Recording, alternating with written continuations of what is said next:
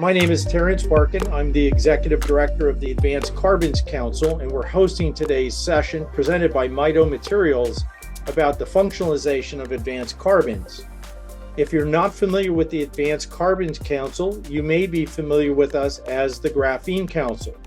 We recently expanded our focus to include other allotropes of carbon, such as carbon nanotubes, carbon composites, carbon fiber, etc., in addition to graphene, because we find many of these advanced carbons are quite synergistic and can be used in combination.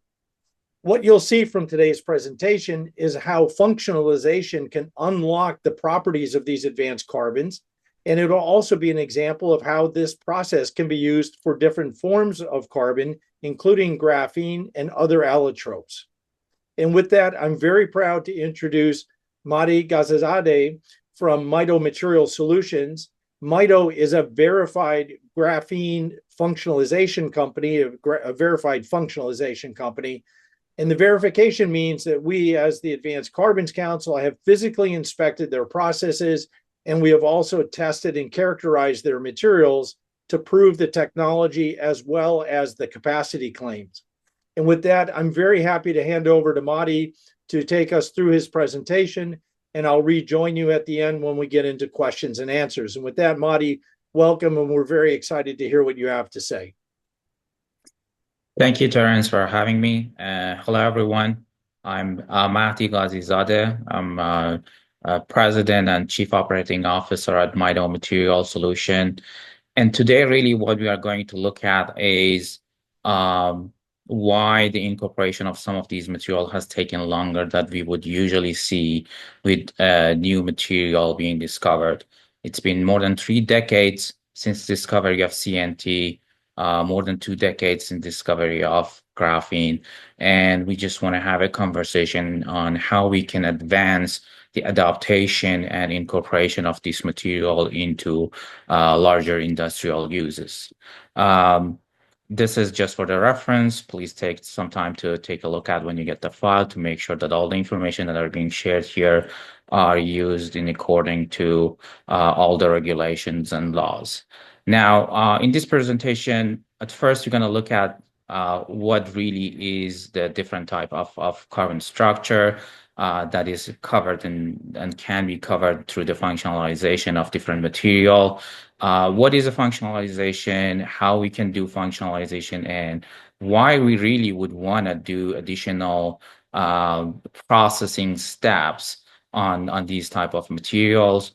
And at the end, you're going to look at how we can mitigate and how we can really facilitate the adaptation of these materials into different applications.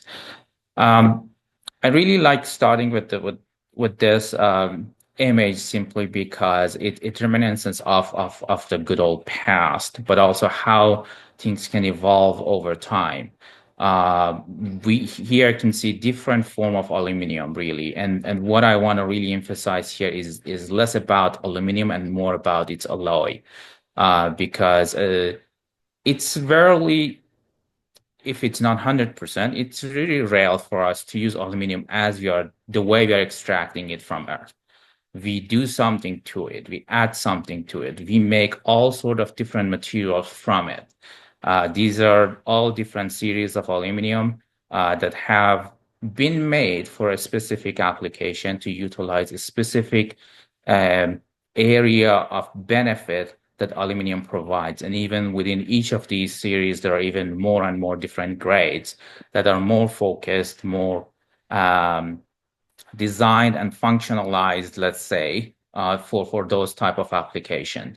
Now, what are the carbon structure and why should we look at them the same way that we are looking at aluminum?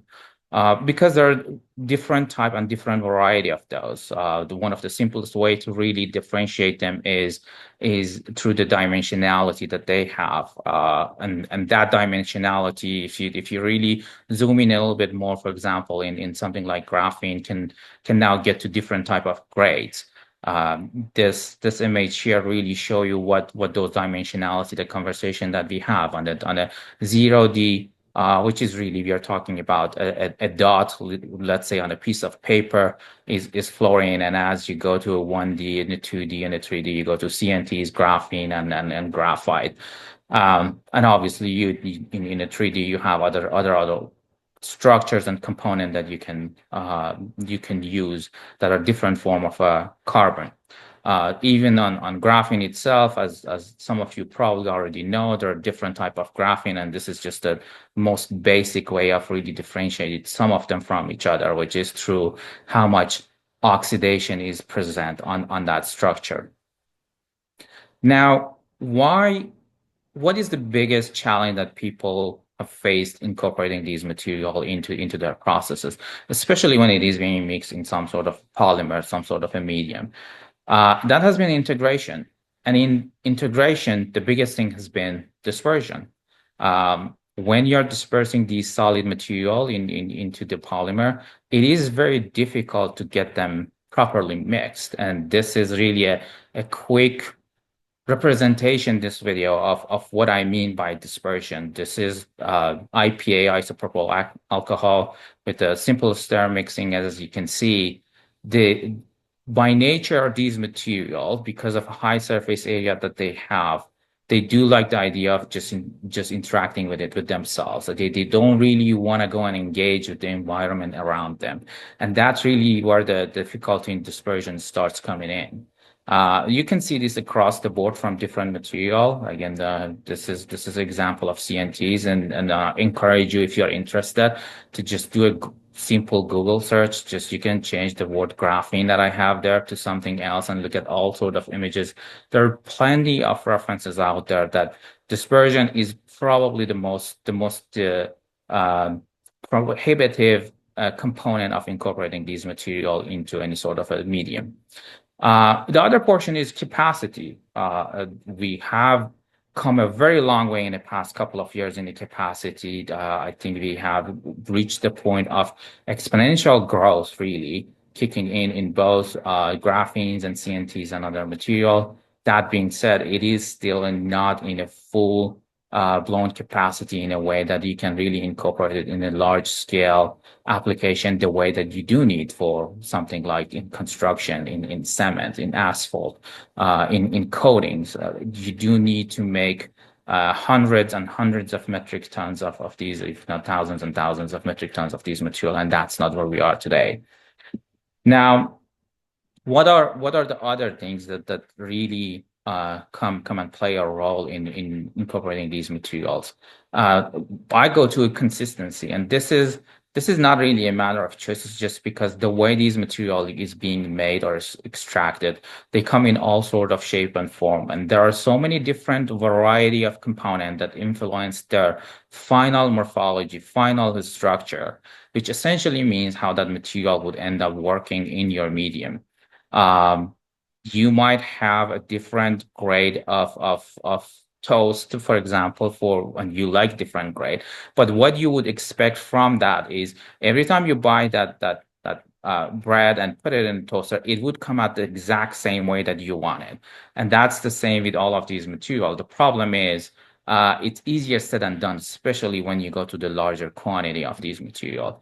And it comes for a very good reason. I mean, if you look at the amount of different component and the amount of different variety of items that are influencing and are critical in manufacturing and development and offering of these material, you can see why the consistency is not as easy as we would like it to be. Now, the other component of why we really want to functionalize something is the reactivity and the interaction, and why that matters. If you look at here, it's unfortunately a common scene these days. You see a piece of plastic sitting on the water. This is how a lot of time addition of solid into a liquid or any sort of other medium would react. So when you're adding a CNT or a graphene into a polymer, there needs to be a reason for that piece of plastic to have interaction or do something in that medium. Now, if it is designed properly, and if it is that additional functionality, that additional component is being added to this two-part system, which is the solid and as an additive and the medium, you can really go from that piece of plastic that is doing nothing to really creating things that could defend cities against tsunamis and floods and things like that. So again, just a simple making sure that plastic is really tied to something is really a big component of getting this benefit out of them. And this is really what we are trying to do. If you look at the bottom right SEM image, those dots, those bright dots that you see are those anchors. They what they do is come and chemically or mechanically react with the environment and overall just increase the interaction of the additive with the medium that they go into. And that's where you really unleash a lot of the benefits that the material itself has inherently, whether that's CNTs or nanofibers or graphene. So it all comes down to really this video that I want you to take a look at. The left side is graphene, the right side is functionalized version. And what I would like you to really notice is just the difference and how easy it is to incorporate the functionalized version. And the other component of this, and if you look at it, it's actually this is a lot more material, if you can see my pointer on the right side compared to if you look at the spoon, it's a lot more material in the ego column compared to the graphene column. And as it goes into the IPA mixture, again, you can see an easy incorporation and separation of a material. And that's really what allows you to take the benefit of properties that this material inherently provide. Now, how to functionalize? This is an area of science that ever evolving. We can actually go and get a master or PhD in just functionalizing these carbon-based materials. So I don't really want to go into the details of it. Again, there are bonding component, there are non-bonding component, and the most common one that people are using right now is basically oxidation or adding some component like an amine and epoxy, because that's where one of the main attraction of these materials has been to get it into composites. One of the most widely used thermoset composites in epoxy. So having that functionality of amine or epoxy is greatly helpful. But there are also a lot of things that you have to consider in doing these functionalizations, which is what is your primary target improvement? What are other properties that you want to benefit from doing functionalization? Are you just looking at improved mechanical? Are you looking at flame resistance? Are you looking at corrosion and so on? What is the capex, the cost associated with it? The each component of whatever you're adding to this functionalization and regulation, and obviously where you're doing these functionalization processes. There are more sophisticated way of functionalizing, which is in addition to having amine and epoxy, having other component, other structure added to the carbon-based material. So essentially, you can add basically a graphene plus a silicon structure into one component and get the benefit of both materials. And that's how you can really get targeted products that have specific properties and performance. I do have a couple of slides that talk about some of the performance improvement. I don't really want you can go and read them. The quick version of it would be not all of the functionalization are equal. There are different type of functionalization. You usually see some sort of a curve performance. So you do want to use different loading. You do want to use different material. There are again plenty of data out there. Not all of them rosy. You can see there are areas that also when you incorporate some of these material you see drops. But generally speaking, the trend is upward and improving the performance. And it becomes very important in what is this material being added to. So you cannot, use the same material and expect the same type of performance improvement across the board. This is looking at adding graphene into nylon 11 and nylon 12, and you can see different loading, different type of improvement. You can see the basically flatness here on nylon 12, while on nylon 11 the drop. Again, that becomes a chemistry component. What is the synergy between the component that is added and with the medium that it is being added to, and what is the performance improvement that you're really trying to get to? Now, let's look at the why. We looked at the why of why we want to do the functionalization, how to do a functionalization, but what is the benefit that we're going to get out of this functionalization? Why should we start adopting something like this? There are obviously a common benefit to say I want to improve mechanical or electrical or corrosion resistance and so on. And there are plenty of these, as you can see in the literature. The other aspect of it is the reality of it is its functionality and targeted functionality. So you can really go and say, I want to replace, aluminum-based material for my thermal conductivity because they are very heavy when I'm incorporating them. So I don't want to have 30% aluminum nitride or aluminum or whatever type of additive you're using. I want to have much less of material with much less effect on my weight because these are really high density products. On the multifunctionality side, the component is I don't want my additive to just do one thing. I really want to have, yes, you do have a primary, but this is a secondary, tertiary, and other component of improvement. And that's really what you're trying to get out of functionalization. Now, usually in any sort of decision making on the choice of a material, ideally you want to look at a performance versus price. And in the performance versus price, there are sweet spots, right? So this is basically, if you look at the bottom at this graph at the bottom cross, that's where a good balance of performance and the cost is, and then this is basically a higher performing component that you would like to have, and that's the leverage that you have over the price, or what leverage you have and customer is willing to pay for that. Now, in reality, when you want to add some of these material, a lot of time you end up with something like this that they're all over the place. They're not necessarily in the spot that you want. Yes, this one meets the performance, but is more expensive, so I don't really like it. This one is again is meeting the performance here, but is more expensive. So it becomes a challenge. Not only you have to go and look at a lot of different material to find the one that works for you, but you also have to assume that there is one that works for you. Now, ideally, you want to replace that with the better approach, an approach that you pick something that is a cheaper and lower performing version of the formulation that you want, and work your way through functionalization to those area of interest. And we can look at a very quick and simple example of this. For example, let's look at a base material, and my base material, let's just say you're buying CNTs, right?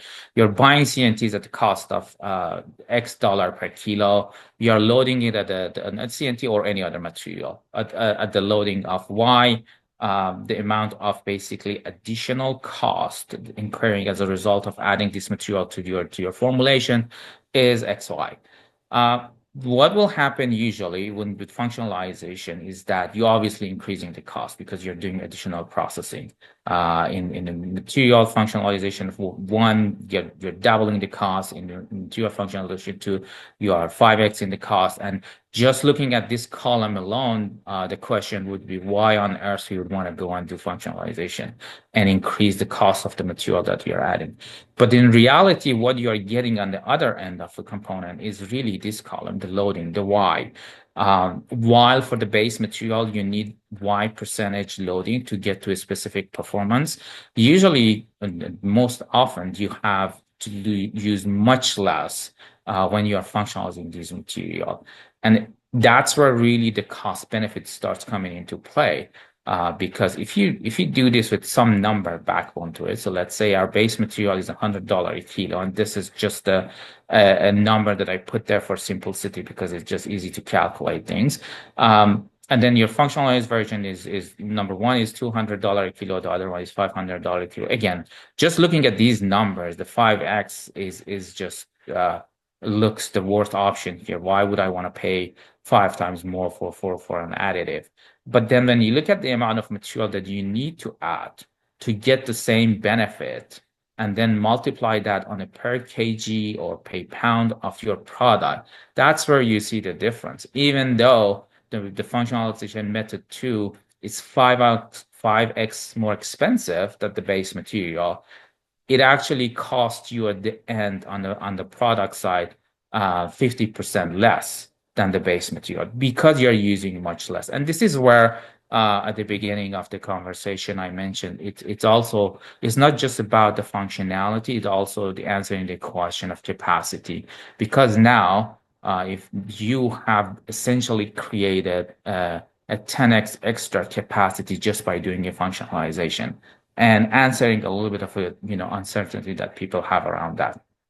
Now, are these correct? Are these exactly how it would pan out? It really depends on the application that you have, on the work that you are doing.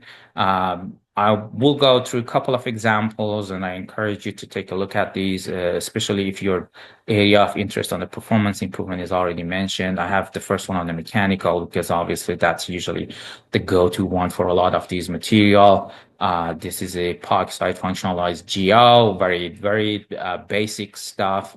And here you see a bunch of performance improvement. And the difference here between the previous data that I was showing is really, I wanted everybody to see there is a difference between when there is the absence of the material, right? So the zero filler content is where you don't have any additive, and then the black lines on where you're adding the GO, and the blue lines are when you're adding the functionalized version of that GO. And you can see that there is basically anonymous improvement when you are doing the functionalization, as it should be. As long as there is synergy, as long as there are increase in interaction between the additive with the environment and the medium around it, you should see these type of improvement. This is another example on the mechanical. This one again, they do have quite amount of data on the mechanical side. What I wanted to really mention is just look at what is under the surface and why we are seeing this improvement. And this is using it really as a some sort of a sizing agent, which for example, MITO does provide, and there are other companies that are using it too. And what I want you to look at is basically A and E. A is a carbon fiber, a picture of a carbon fiber as is, without addition of a functionality or any sort of additive. As you go through these, actually you're adding more graphene and graphene oxide, and this is basically the functionalized version. And you can see at the bottom picture the difference on the thickness, which shows a very smooth layer of a material being really incorporated on the surface of these fibers. What does it essentially entails to? Obviously, it entails to those better mechanical performance improvement that we saw, but why? And this is where we take a look at a little bit under the surface, again, under the hood. This is the material without those graphene additive. You can see the breakage of the fiber that just shows us a clear separation between the fiber and the matrix, where I'm pointing with my pointer right now. And you can see the fiber actually has broken inside of the resin. These holes that you see, these are just fiber breaking inside. And again, that comes from the separation from the matrix and the fiber. Whereas if you look at the number E, if you look at the image E, you can see that it's very uniform breakage across, which means obviously less separation and better interaction between the matrix and the fiber. And this is really, again, a more close-up of those. And the effect of the material really can be seen in these images. Fire resistance is another one. This is a functionalized RGO, reduced graphene oxide. Here, this is really a vertical flame test, as you can see. And this is after the test. This is a basic sample on its own. This is with the RGO, and this is the functionalized version of that RGO here. You can just see a little bit of material left. On B, you can see a little bit of a char left, and on C is where you see the material is actually staying intact.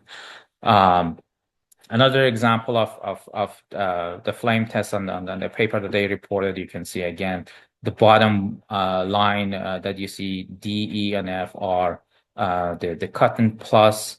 This is the cotton on the left side and the right side on each of these images are the RGO added to that cotton.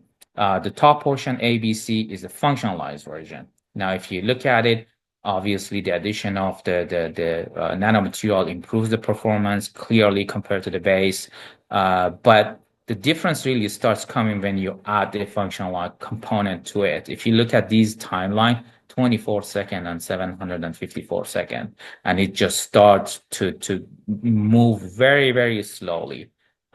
This is again where you can get and amplify the benefit that the material can bring into picture. Another example, corrosion. This is a urea 4-1 GO, and this is really what the GO is, zoomed in of the GO. And the reason I added, I just wanted to show you that here is the component, which is these UF material being added, and this is you can see clearly sitting on the structure.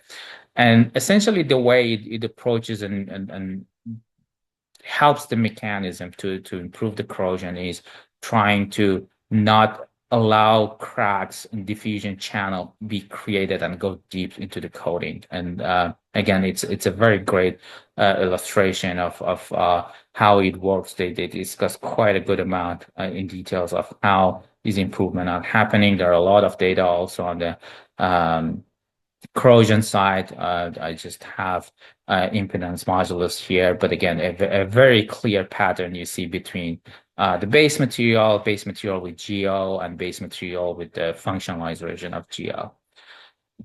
With that said, again, we are trying to answer some of the biggest challenges these materials are facing, which is their integration, the consistency that you want out of them, and the compatibility that you want to create between the additive and the matrix. There are plenty of benefits, but the main question that I think we will be getting a lot from people has been, why do I want to functionalize? Because I will increase my cost, my price. And the reason behind it is really the calculation that we looked at. You are increasing the cost of the raw material you're buying, but you are not increasing in a lot of cases, and in some cases, it's reducing the amount of final burden of the cost in your final product or formulation. With that said, thank you very much for joining us in this conversation, and more than happy to take and answer any question that you guys have around these wonderful materials. Well, Madi, thank you very much. I think you've probably laid it out better than I've seen in many presentations about the value proposition of using functionalization and using the underlying advanced carbons, whether it be CNTs or be it graphene. We've been at this now for more than a decade, and we still consistently hear people say, well, I don't want to use graphene because it's cost prohibitive. It's just such an expensive material. And the whole case for using it is exactly what you laid out. And the way that you laid it out is a function of the cost versus the load factor. And, one material might be used at 10 times or even 100 times less than an alternative material. And then that cost calculation is completely different. But it's hard to get people to that conversation when they have stuck in their head that, I can't even look at this. It's just too expensive. It's pretty astounding, the cost benefit analysis, and this is exactly the way it needs to be done. So personally, I just want to say thank you for laying it out so clearly and logically. That's very helpful. One of the questions we have from the audience is, do you functionalize carbon nanomaterials by yourself, or do you provide the technology license at the production site for someone to do it, right? Is it licensing or is it a toll processing? Can you talk a little bit about your business model? Yeah, from the business model perspective, both. We do have well-established functionalization method that we have IP around, we have trade secret around, we have customer base around. So those are commercialized product that we offer to the market. We also develop a specific functionalization for specific products. A lot of those, the conversation is usually around a specific producer of CNT or graphene or any of these materials. And usually that's more aligned with the licensing because the people would like the idea of developing that and getting a little bit down the stream, getting it a little bit easier for their product to go into application. But obviously, as you are doing this, you don't want to create the additional competition. So you want to keep that advantage, that competitive advantage that you have against the market. But from the business model perspective, we do both. Excellent. I think it should be pointed out, if it's not already clear, that MITO Materials does not actually produce CNTs or produce graphene, but you use these materials that are sourced from producers, correct? Yes, yes. Maybe it would have been easier if I've gone a little bit more details on a MITO. I really wanted this to be an informative conversation and not about MITO, to be frank. But you're 100% correct. We do not make the raw material. We are the basically the customer of the producer of graphene and graphene oxide and CNTC. Understood. I wanted to raise that because, again, over the past period, not only have we heard people say, well, these materials are too expensive to use, we've also had repeatedly people say, well, I tried graphene or I tried carbon nanotubes or I tried some of these other materials and it didn't work. And I think part of the reasons have been, first of all, they may or may not have had bona fide graphene or carbon nanotube materials. Secondly, without functionalization, some of those materials, while they're very good and they're proper materials, they just don't disperse well because of whatever medium they're going into. And that's a chief reason for doing functionalization. And then I would also comment from my side, there are actually very few companies that actually have this kind of expertise. As the Graphene Council and the Advanced Carbons Council, we track all of the companies that are active in this sector. And there is a very small set of companies that actually focus and prioritize just the functionalization aspect of it. So this is maybe another reason why the technology for functionalization is not quite as widespread as it could be. So one of the questions that we have, which is a very good one, functionalizing 10 to 100 grams at the lab scale is one thing, but how do you do it for 10 to 100 tons level? So the scale up is always, quite a big challenge. Consistency, as you mentioned in your, I like the illustration of the toast. I thought that was quite good. Consistency batch to batch, even if you have a slight defect, but if you make the same defect every time, at least you can count on it as a product, right? Yeah. So the consistency and scale up is a tough one. And along with that is then how do you actually characterize and test that you've achieved the level of functionalization that you want for your target? Can you talk about both of those? Yeah, definitely. Before getting into that question, I would want to add just a quick note on the previous conversation, which is when it comes to really functionalization and why it hasn't really kicked off, that's I think it's a very underlooked aspect of this industry. If you look at any other material that we're extracting from Earth, we do something to it. There is a post-processing. We do not use aluminum ore as is. We do not use, iron ore as is. We take it, we do post-processing, we add other component to it, we make ungodly things that, that's why we advance. And this is the area that I personally think in 5 to 10 years, we will see a lot of companies do. I think we will barely would have just the business of extracting and making these material is still gonna be there, but this component will get bigger and bigger because it's just essentially needed for advancement and adoption of this material. It's just simple evolution from the industrialization perspective. Going into scale up and how to make sure that you actually have the functionality in the component that you're adding it to. The scale up is a very good conversation. any material that we get and we want to work with, we actually do quite extensive amount of work in our lab to just understand its ability, its reactivity, its inertness, what type of material it likes to be around, what type of material it doesn't like to be around, really looking at it from the perspective of a young high schooler and their likes and their don't likes, what environment they thrive, what environment they don't like to work.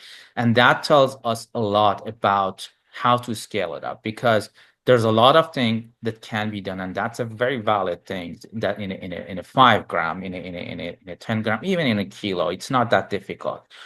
You can kind of attach everything to everything with a lot of with the right amount of resources, whether that's time, material, cost, blah blah blah. But in any of these conversations that we are having with our customers, we always look at the end game, which is this material is today produced as X amount. The functionalized version of it needs to be produced at X plus Y, and that's the region we want to be. So, and it needs to be produced at 100 metric ton or 50 metric ton. We do have application, funny enough, that somebody mentioned here. We do have application that is at 50 kilo. That's their capacity, but it's a very sensitive area and it's a very expensive material. You're talking about the most sophisticated biosensors that you can find out there. So that's completely fine, and that has its own challenges. So we do consider all of this before going into even lab and start doing anything.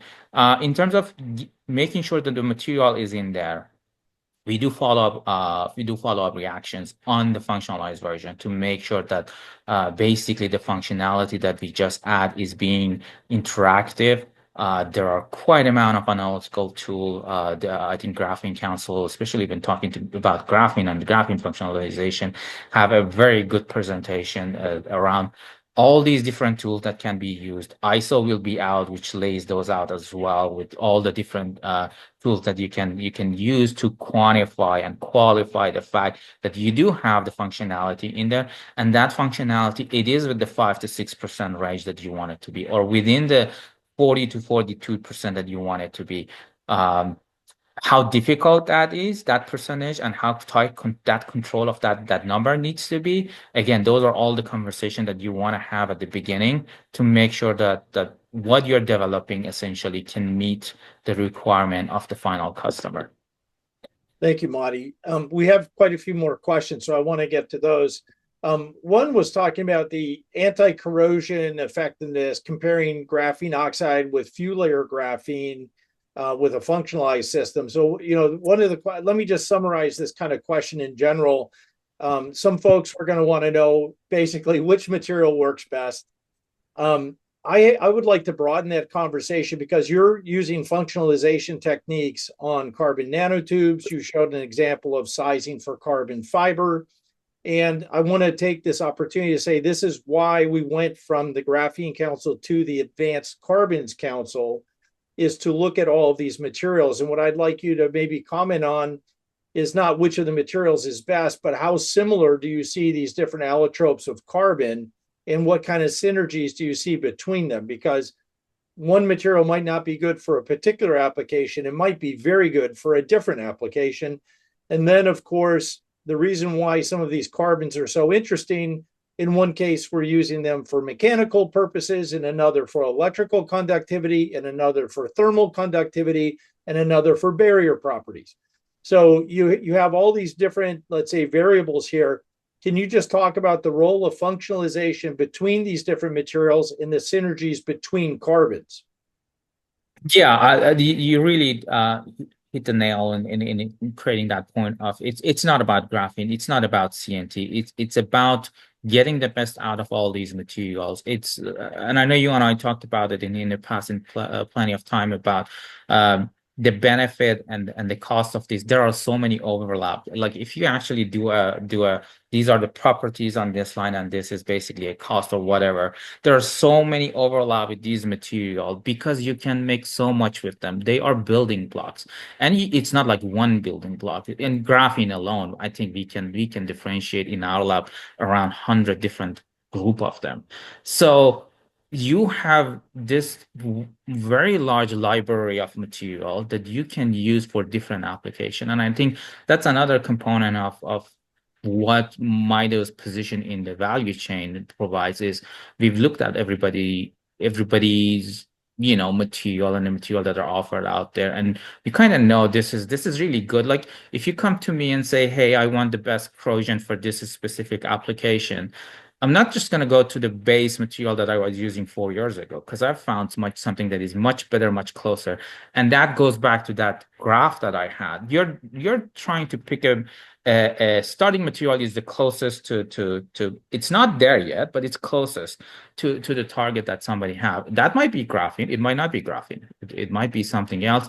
And we've always been quite upfront with people in those type of conversation. It might just be something that we don't even offer. It might be, hey, go and look at really a silicon-based material. Go and look at aluminum-based material, because you will get better performance from them from what you want to talk. But in a carbon-based alone, again, the sky is the limit on what you can make, and it all comes down to what type of performance improvement you want, what type of chemistry it goes into, and what is the cost tolerance that you want to use to get there. Yep, absolutely. One of the questions I'm not going to ask you to answer because I don't think it's appropriate, but there is, of course, everybody wants to know, what does it cost? What kind of, what is the added cost, et cetera. And I would just encourage people to reach out to you, reach out to Madi and reach out to MITO to ask for your particular case, because it's not a off the shelf kind of pricing. It depends on the application, how difficult it is, et cetera, et cetera.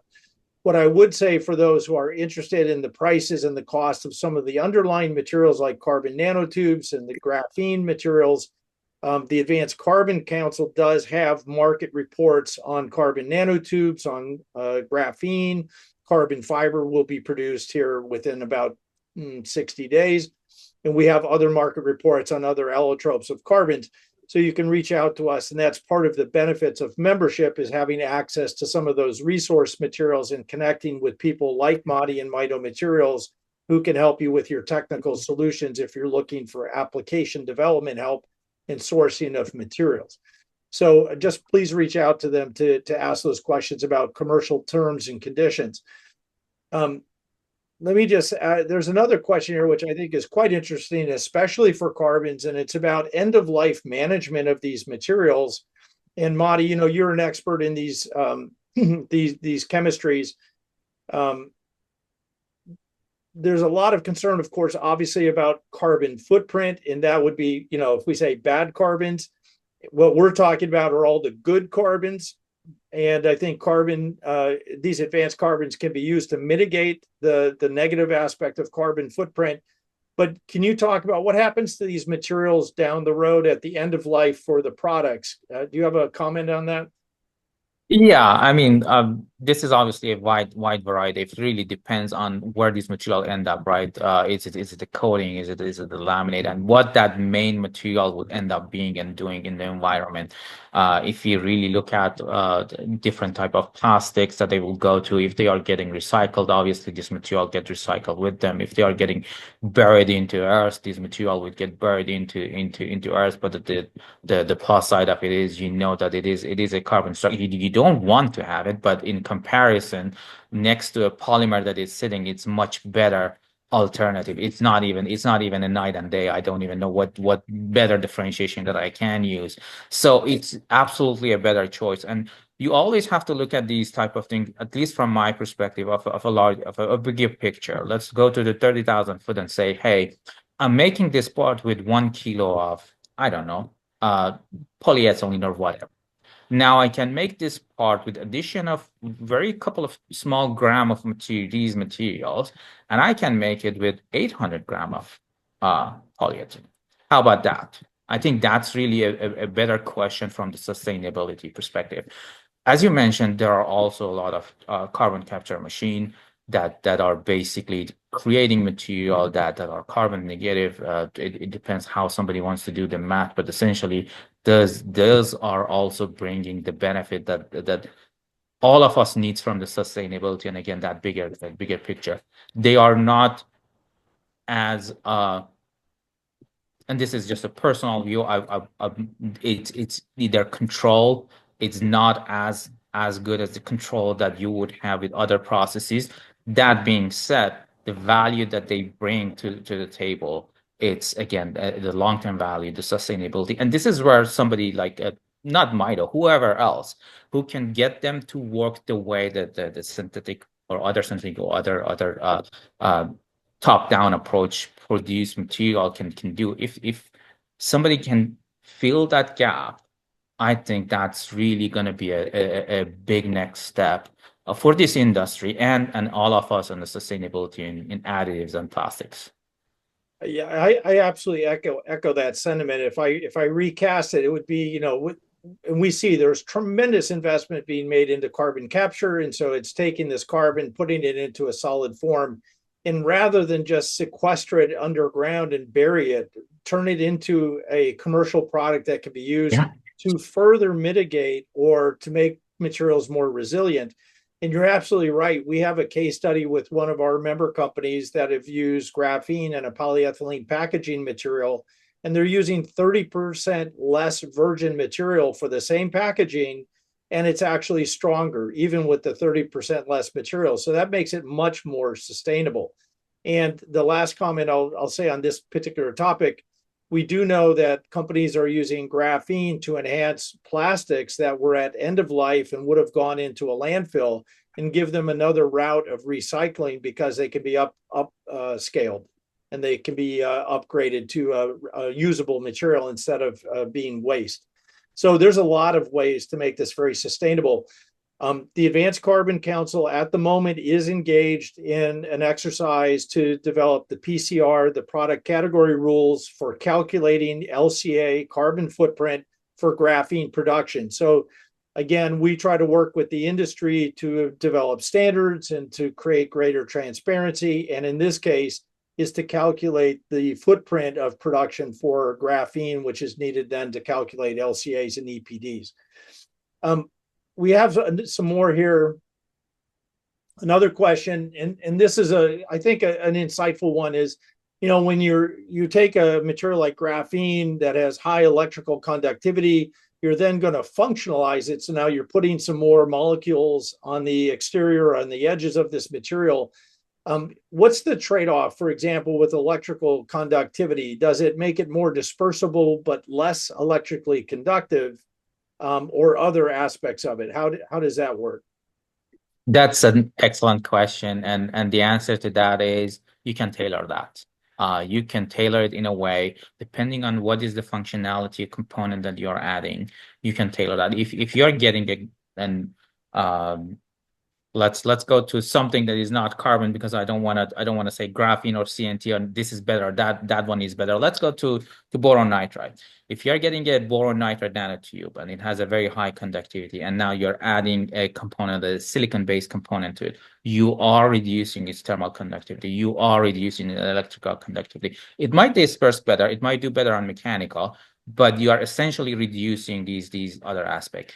Now, if you dope it with aluminum, with nickel, with something else, all of a sudden you actually have enhanced is electrical conductivity. So there are components and things that you could do, and it all comes down to again those three things that I mentioned at the beginning, which is what is the cost tolerance, what is the medium that it's going to do, and what is the primary target in the performance. What is the first one, the second one, the third one, the one that absolutely you don't want to diminish and things like that. Because with any additive, when you're touching a formulation, it's highly unlikely that just changes one attribute of the performance, right?